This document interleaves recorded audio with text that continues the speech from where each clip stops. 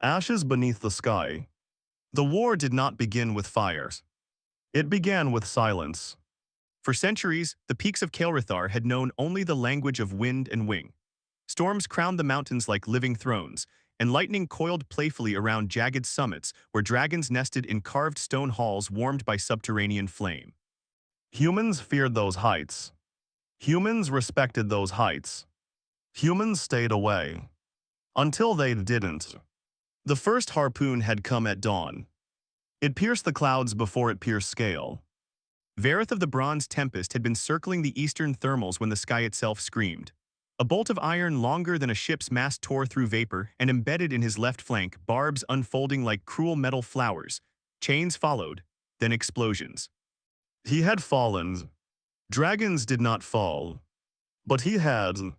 Now the plateau where he landed was blackened and fractured, its proud stone etched with scorch marks and impact craters. Smoke drifted in restless ribbons, and the scent of burnt scale hung heavy in the thinning air. Vareth moved slowly across the broken rock, each step deliberate measured. His wing membrane was torn. One talon dripped molten blood that cooled into darkened rivulets before touching stone. Behind him came Silthara of the Silver Veil. Frost clung to her limbs involuntarily. Normally, her presence brought shimmering snowfall that sparkled like starlight. Now her frost fell unevenly, cracking against overheated ground where alchemical fire had recently burned. And trailing them, limping with uneven gait, was Kaler, young, crimson, furious. The youngest had taken the worst of the explosive charges. His scales were blackened in patches. Smoke occasionally hissed from between them where firepowder had ignited too close to his core. They were not the only survivors. But they were the only ones conscious enough to move.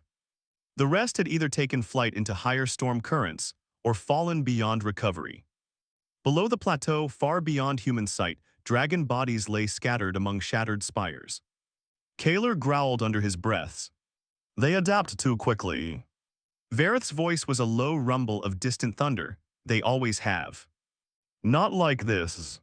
No, not like this. Humans had once charged dragon strongholds with spears and faith. It had been tragic, brief, predictable. This was different. This was calculated. The harpoons had been launched from rotating skyballistae mounted on cliffside fortresses built in secrecy. The iron tips were treated with compounds that resisted dragon fire. The chains had been reinforced with woven steel fiber. The explosives detonated with compressed powder that burned without oxygen. Someone had studied dragons. Studied them deeply, and weaponized that knowledge. Silthara paused suddenly. Her head lifted. The frost around her claws receded as she inhaled slowly. Vareth stopped at once. Even wounded, he trusted her senses beyond his own. What is it? She didn't answer immediately. Instead, she turned her massive head toward a narrow ravine carved between two collapsed stone pillars. I smell, she frowned slightly, which on a dragon resembled a subtle shift in jaw alignment. Not soldier. Kaler snorted, everything up here smells of soldier. No. Her voice sharpened slightly. Not iron, not powder, not armor oils. She took another slow breath. Humans. Vareth's eyes narrowed. There should have been none alive. The Sky Assault teams either retreated via chain pulley systems or died in the blasts. Dragons had swept the remaining Griffon engines from the sky in retaliatory fury. Show me, Vareth said.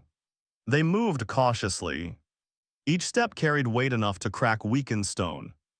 As they rounded the shattered pillar, they saw him. He lay crumpled against a broken supply crate, half buried in ash and splintered timber. His dark hair was matted with soot and blood. His clothing, practical, reinforced leather rather than soldier's plate, was torn at the shoulder and chest. One arm bent at an unnatural angle beneath him. His staff lay snapped beside him. No blade. No shield. No insignia. Kaler's lip curled back to reveal serrated fangs, one of them. Silthara lowered her head closer. He is alone. That does not make him innocent. Vareth studied the man's posture. Not defensive. Not reaching for a weapon. Collapsed. As if he had been thrown by a blast. As if he had not expected to survive. He breathes, Silthara murmured. A faint plume of vapor escaped the man's lips. Kaler's tail lashed once, cracking a stone slab in half. Then he can speak before he dies. Vareth considered. Dragons did not take prisoners. Dragons did not interrogate. But dragons also did not ignore anomalies. Wake him, Vareth commanded. Sulthara extended a talon carefully and nudged the man's shoulder. His eyes flew open. For the briefest instant, something impossible flickered within them. Gold. Not reflected sunlight. Not flame. Gold from within. Then it vanished, replaced by human brown clouded with pain and confusion. His gaze darted upward and froze. 3 dragons loomed over him. Even wounded, they were colossal, their shadows swallowed him whole. He inhaled sharply. But he did not scream. Instead, he tried to push himself upright. Pain seized him immediately. He gasped, falling back against the stone. Vareth leaned closer, heat radiating from between his teeth. Human, he rumbled, voice vibrating the air like distant thunder. State your purpose. The man blinked, disoriented. His lips parted. Not purpose. Then why are you here? The human swallowed with difficulty. I tried to stop it. Kaler barked a harsh, disbelieving laugh. You stopped nothing. The man's gaze shifted to Kaler. He saw the blackened scales, the powder burns. Regret flickered in his eyes. I know. Sulthara tilted her head slightly. What did you try to stop? The man closed his eyes briefly, as if gathering strength. The second wave. That made Vareth still. There is another. The human's breathing grew shallow. Oh yes. Kaler's claws dug grooves into the plateau. When? Soon. How soon? Before your wounded can fly again. The wind howled through the ravine, carrying distant echoes of shifting debris. Vareth studied the human more carefully now. You claim to oppose your own army. The man opened his eyes again. I claim responsibility. Silence fell. Kaler's head snapped toward him. Explain. The human's voice dropped to barely more than breath. I designed the first sky harpoons. The word struck like another iron bolt. Kaler surged forward instinctively, throat igniting with rising flame. Sulthara moved instantly, wings flaring to shield the fragile body. Stop, she warned. You would defend him, Kaler roared. Vareth did not move. He watched. The human did not flinch from the accusation. I built them to hunt marsh wyverns, he said weakly. They were tearing apart southern villages. The council funded the prototypes. And then, Vareth demanded. Then generals saw what else they could pierce. Kaler's fire subsided slightly, replaced by cold fury. You gave them the knowledge. Oh yes. There was no defiance. Only exhaustion. I tried to sabotage the deployment.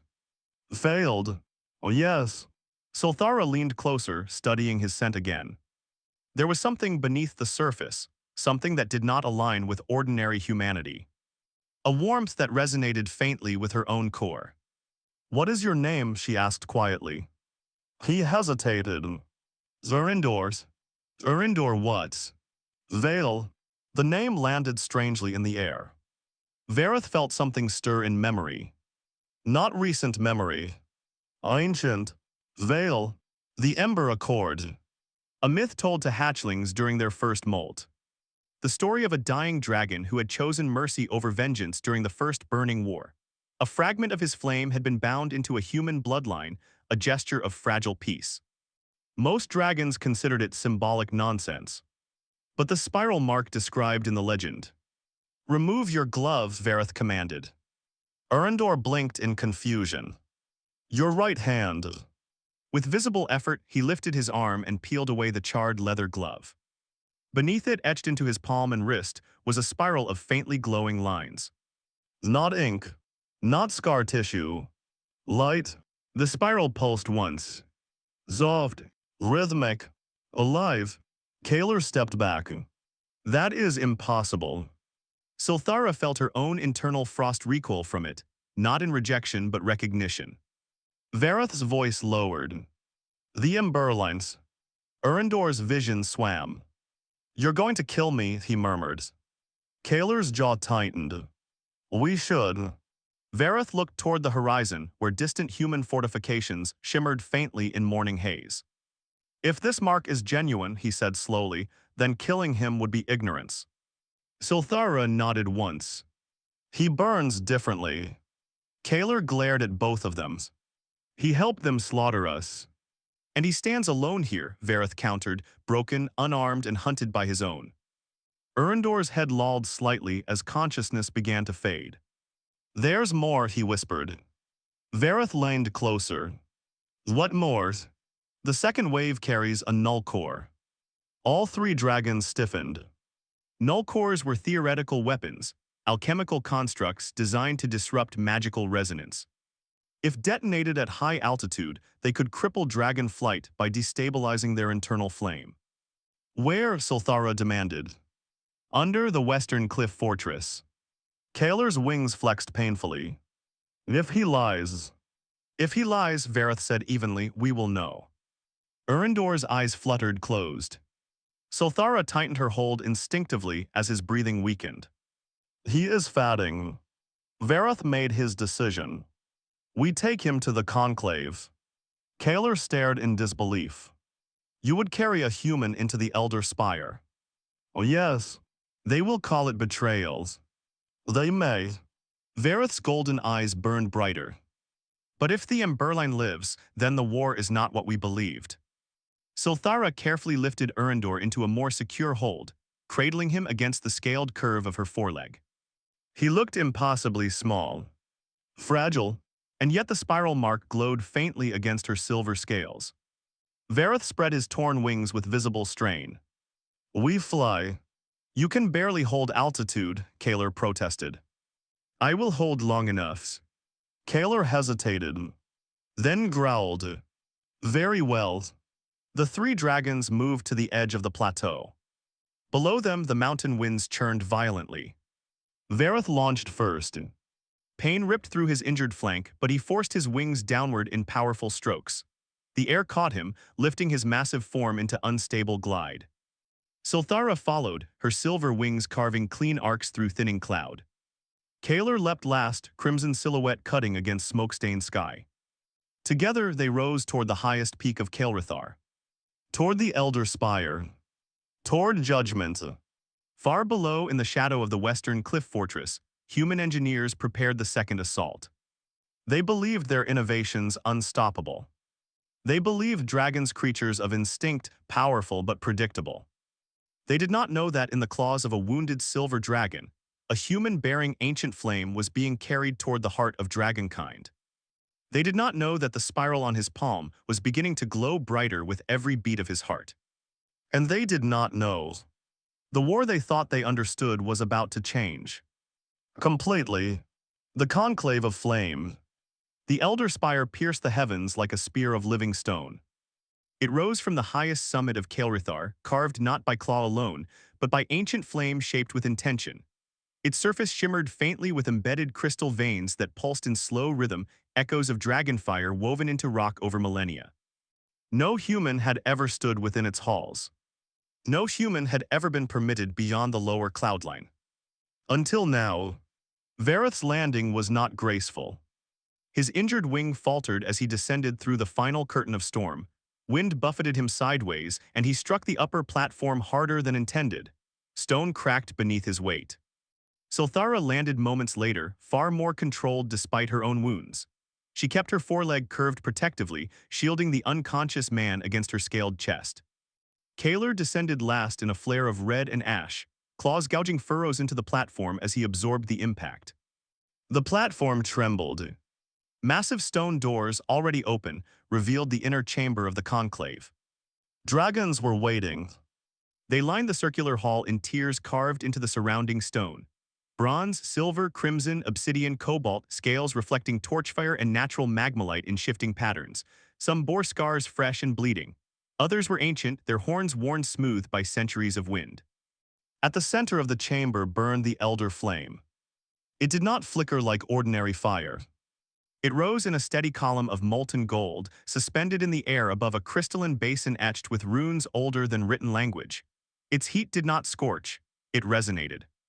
It was the heart of dragonkind, and it turned as one toward the arriving trio. Murmurs rippled through the chamber, low thunder layered with restrained fury. Vareth stepped forward despite the pain that threatened to buckle his limbs. "We bring a matter of urgency," he announced, voice echoing against vaulted stone. A massive obsidian dragon shifted at the highest tier. This was Tharvorix, eldest among the conclave. His scales were nearly black, absorbing light rather than reflecting it. One horn was broken halfway down its curve, a remnant of a battle fought centuries before Vareth's birth. His voice rolled across the chamber like distant tectonic movement. "You bring us humans." It was not a question. Kaler's jaw tightened. "Yes," Vareth replied steadily. A hiss of outrage moved through the gathered dragons. "After what they have done, they pierced our young from the sky. They brought iron into sacred cloud." Silthara stepped forward, carefully lowering Urindor onto the central stone before the elder flame. "He bears the Emberline," she said quietly. The chamber fell silent. Not immediately. Not all at once. But in ripples. The murmurs faltered, the anger paused. Even Tharvorix's gaze sharpened. "Speak carefully, Silver." Silthara extended her talon toward Urindor's right hand. The glove had been removed during flight, and the spiral mark was visible in faint glow against his soot-darkened skin. "It was not illusion," she said, "it pulsed." Kaler exhaled sharply, "I saw it." Vareth added, "The human claims descent from the Veil line." That name stirred something ancient in the chamber. Some dragons recoiled in disbelief. Others leaned forward. Tharvorix descended from his tier with slow, deliberate steps.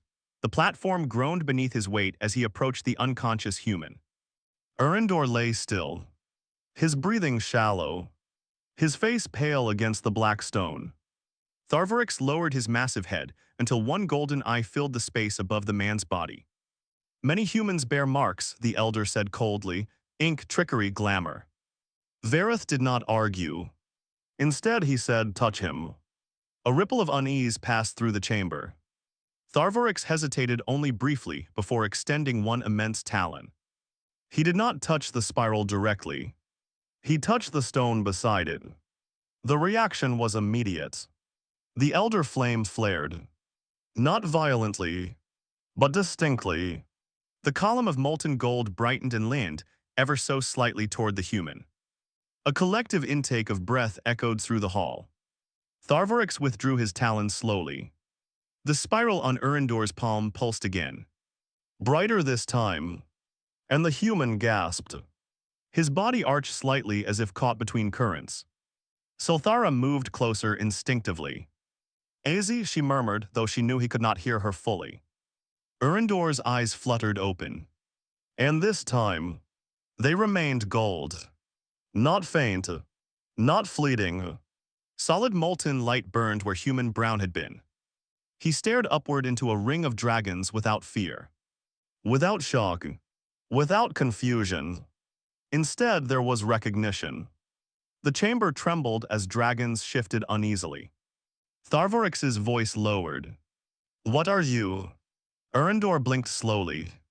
His voice, when it came, carried two tones layered faintly atop one another.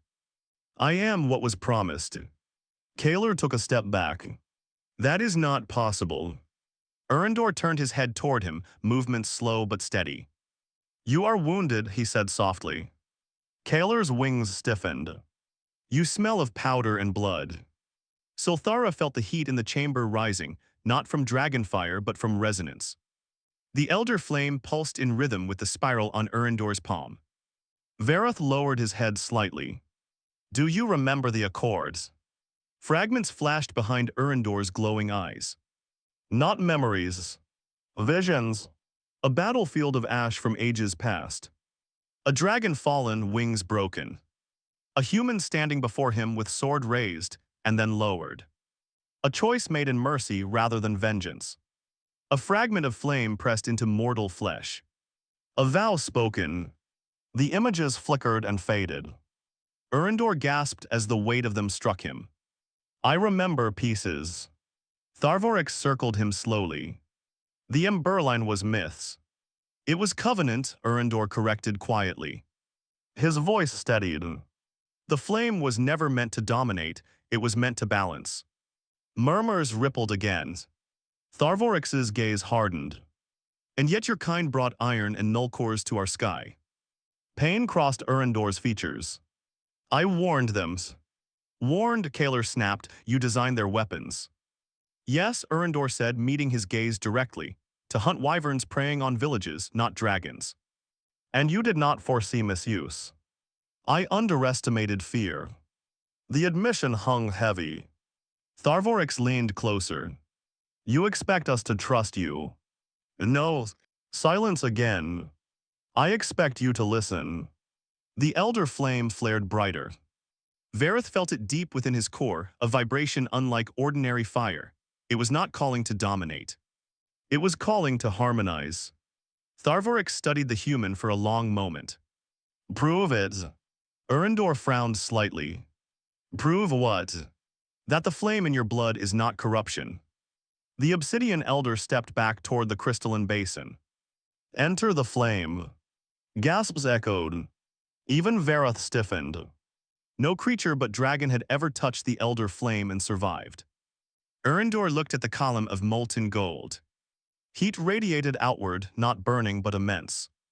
I will die, he said calmly. If you are false, Tharvorix replied. Sulthara's heart tightened. Vareth watched closely. Erendor struggled to sit upright.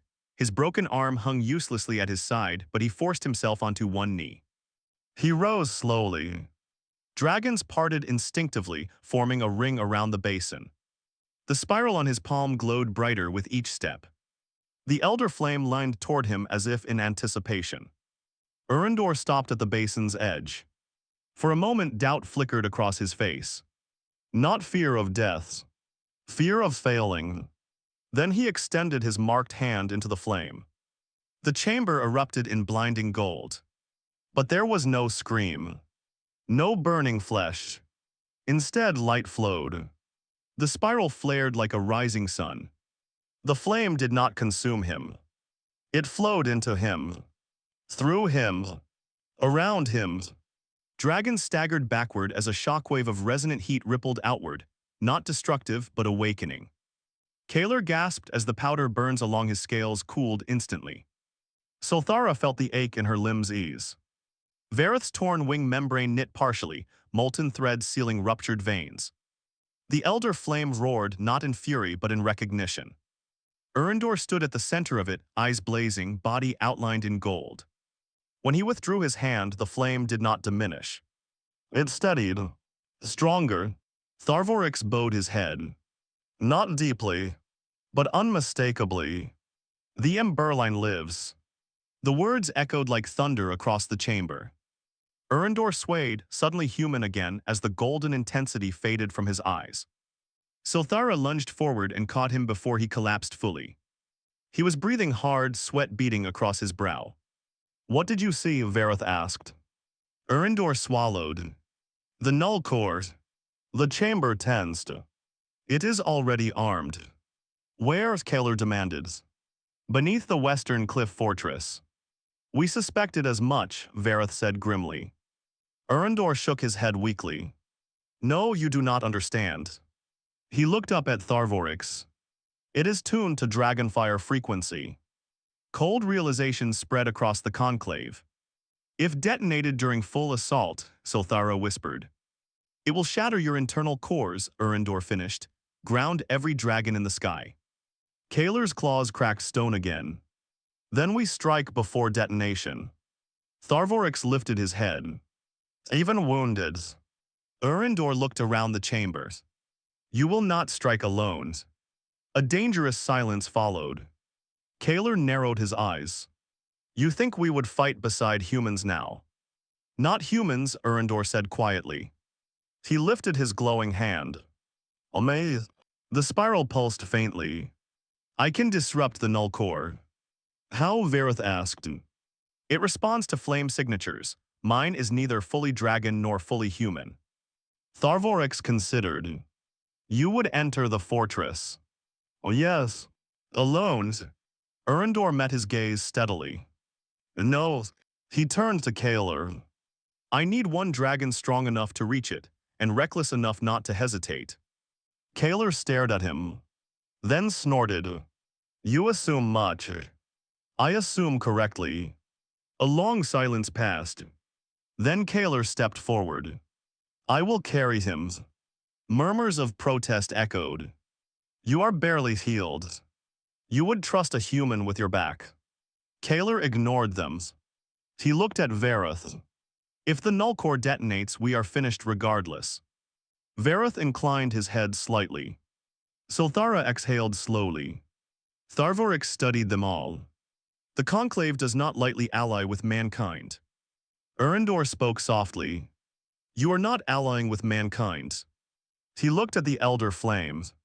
You are honoring a promise made before this war began. The Obsidian Elder closed his eyes briefly.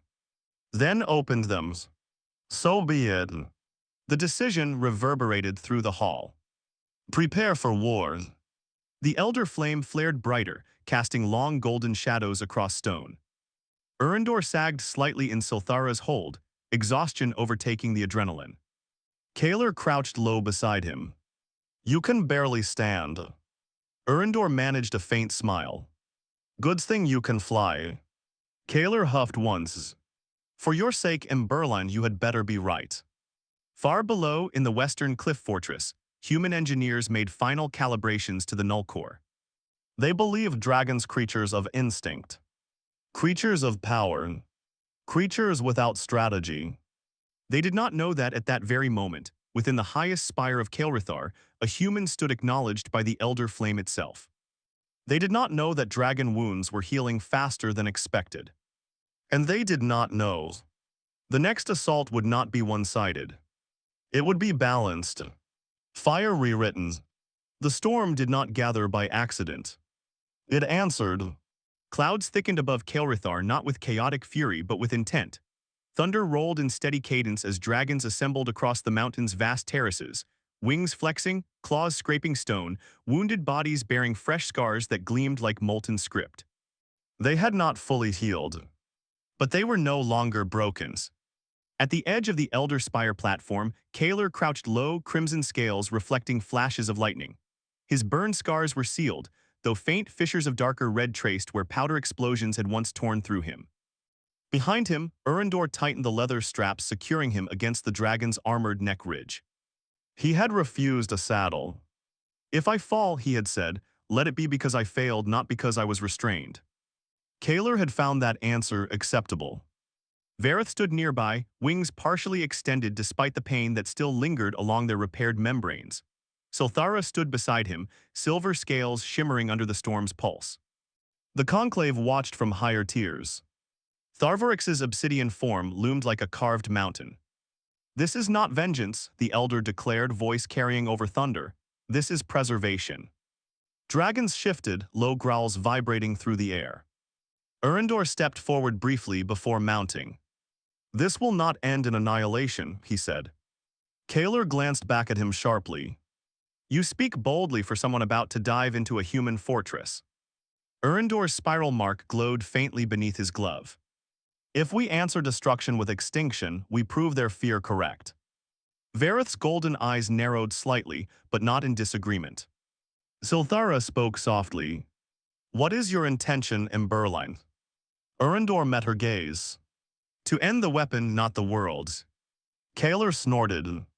We shall see if your species shares that sentiment. He crouched lower. Hold tight. With a thunderous push, Kaler launched into the storm. Air shattered around them as his massive wings cut through wind. Erendor gripped tightly along the armored ridges, pressing himself close to the dragon's spine as they ascended. Behind them, Vareth and Sulthara took flight. Then dozens more. The sky darkened beneath layered wings. Far below, the western cliff fortress loomed like a scar carved into stone. Human engineers moved frantically along battlements. Spotters saw the storm first. Then shapes within it. Then wings. Alarm bells rang across the fortress. Ballistae rotated upward. Griffon riders scrambled into position. General Octavian Hale stood atop the command tower, cloak snapping violently in the rising wind.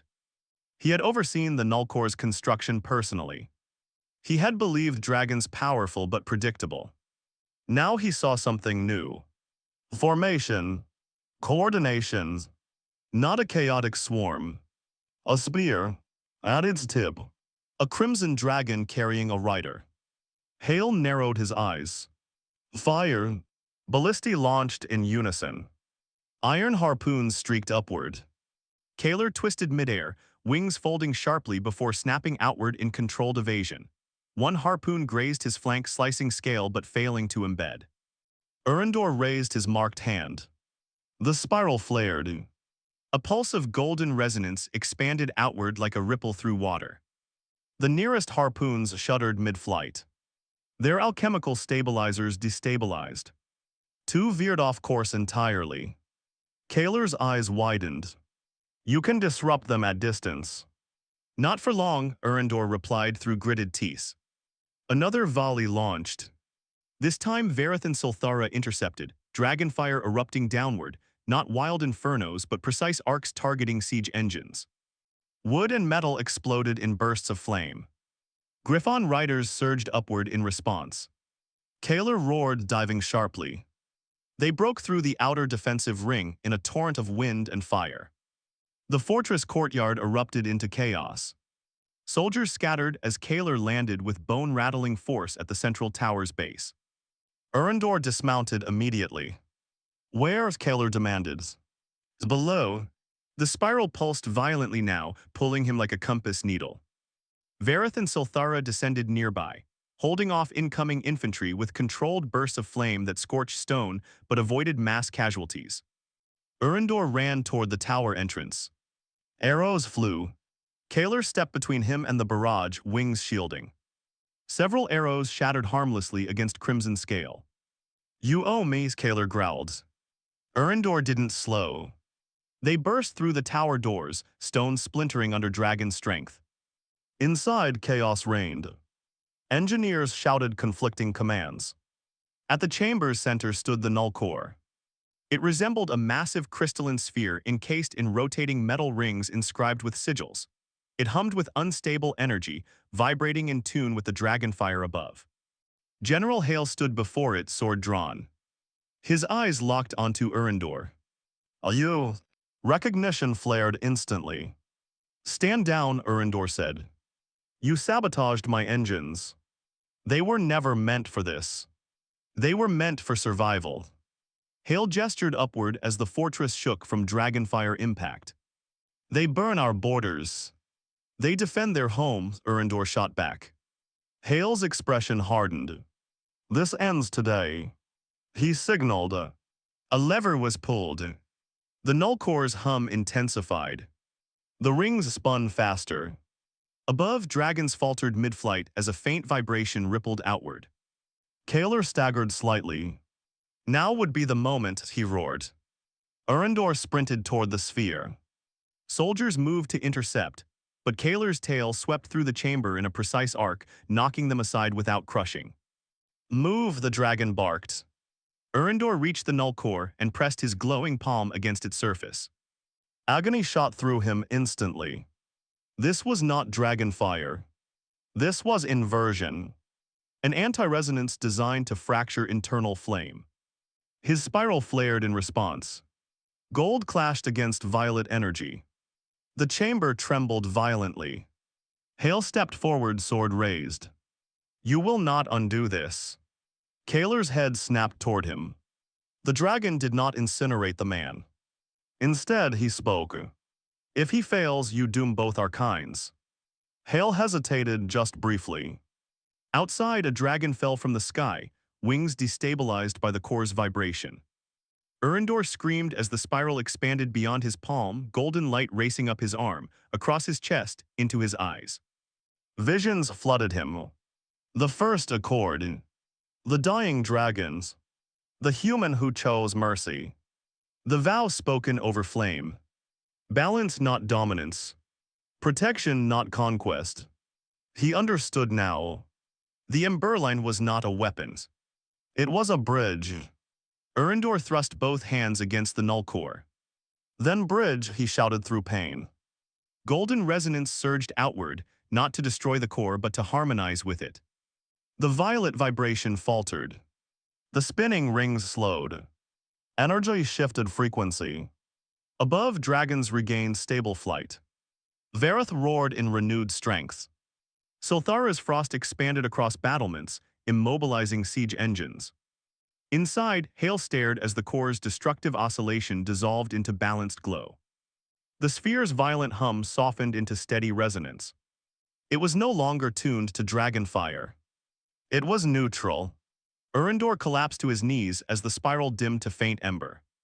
Kaler lunged down immediately. You live. For now, Urindor rasped. Hale lowered his sword slowly. What have you done? Urindor looked up at him. I removed the weapons. The general glanced toward the window where dragons now hovered in controlled formation rather than chaotic assault. You had the chance to destroy us. Oh yes, and you didn't. No. Silence settled heavily in the chamber. Outside, dragonfire ceased. Vareth landed atop the tower, claws gripping stone. Sulthara descended beside him. Kaler stepped aside as Vareth's massive head lowered through the shattered wall. The bronze commander's gaze fixed on Hale. You unleashed iron upon our sky. Hale did not deny it. Oh yes. And yet, Vareth continued, your weapon now lies silent. Hale looked at Urindor's.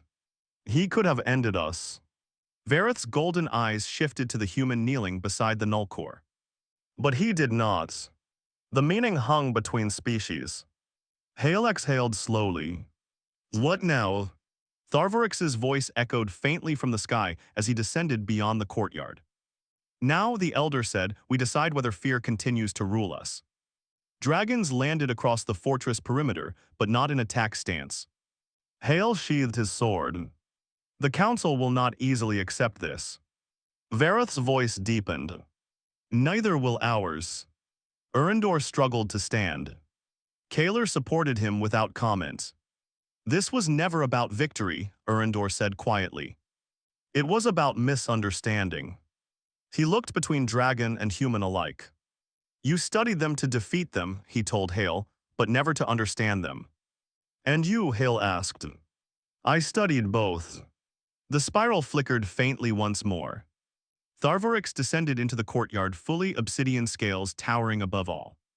Then perhaps, the elder rumbled, the Emberline has fulfilled its first true purpose. Hale met the elder dragon's gaze. You propose what, a treaty? I propose, Tharvorix said, we cease pretending extinction is security. Silence stretched long. Then Hale gave a single, slow nod. Then we speak. Above them, the storm began to dissipate. Clouds thinned. Sunlight pierced through in radiant shafts. Dragons remained poised but not hostile. Soldiers lowered weapons cautiously. The null core stood quiet, its energy balanced. Urindor leaned heavily against Kaler's armored shoulder. You still owe me, the dragon muttered. Urindor managed a faint laugh. I suppose I do. Kaler huffed softly. You are fragile. And you are dramatic. Vareth approached slowly. You have altered the course of this war. Urindor shook his head gently. No. He looked toward both armies now staring at one another across broken stone. I altered its ending. Sulthara stepped beside him. The Emberline remains. Urindor flexed his glowing hand. It was never meant to burn brighter than dragons. It was meant to burn between us. The courtyard stood in uneasy stillness. But it was not the stillness of devastation. It was the stillness before rebuilding. High above, dragons returned to open sky, not in retreat but in watchful orbit. Humans began tending to wounded rather than loading weapons. The war had not ended through annihilation. It had ended through choice. And in the years that followed, scholars would speak of the day of resonance. The day dragons and humans stood upon the same stone not as predator and prey, but as equals wary yet willing. They would speak of Kaler the Crimson who carried a human into fire. Of Vareth the Bronze who chose restraint over fury. Of Sulthara whose senses saw beyond anger. and of Urandor Vales, the human who carried dragonfire not to conquer the sky, but to balance it. The hidden truth had not been power. It had been purpose. And that changed everything.